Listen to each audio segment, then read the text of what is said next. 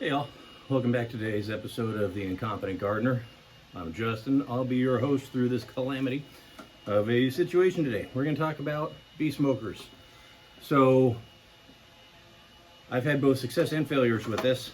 I've tried various different methods to light it and keep it going. Found one that works really good for me. And at the end, I'm wearing what I like to call my man perfume, where I smell like a smoker for the rest of the day. So, easiest way to do this for me.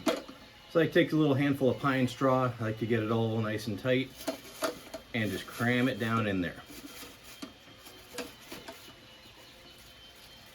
Now some people like to use wood chips, pellets, all different things. I use a combination where I'm going to use pine straw and then smoker pellets, just your standard hardwood smoker pellets that you might use on an electric grill, Traeger, Pit Boss, something like that.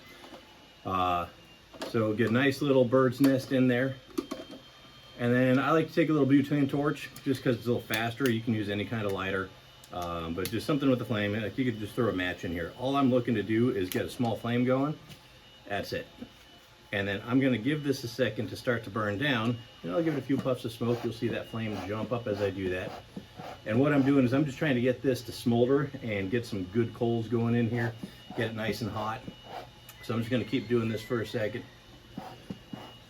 Notice every time you hit the bellows, that flame jumps up. And then before it has a chance to burn out, I'm just going to take a handful or a scoop of my pellets. So I'm just using your standard competition blend hardwood pellets. Notice we're starting to get a nice little smoke here. I can cut the oxygen down a touch, kind of smolder. And you'll notice the smoke on this will give you kind of a brownish hue to it. And what we're looking for is after we add the pellets, and I just go to the top, I don't pack it down because I want some good airflow in here. I'm going to keep giving it some puffs of smoke, get it going, let those pellets start to light up. And you notice our smoke is starting to go from that brown hint, it's starting to get some blue in there. And that's what we're looking for, is that nice, clean, blue smoke. You know, every puff I get, it's like I'm letting a cloud off into the air. So already we've got a really good consistent smoke going. Color's good on it, smells like I'm smoking meat on the barbecue. And now this guy will sit here like this and just keep going for hours. If the smoke starts to die down at all, just give it a few puffs, get it back up there. But yeah, now at this point in time, we'd be ready to go and check on our bees. So this method works really good for me. You know, I'm not pushing any air through, I'm not hitting the bellows, I'm not circulating, and I'm getting a nice, constant, consistent smoke out of this. Now I'm gonna smell great when I go to work tonight.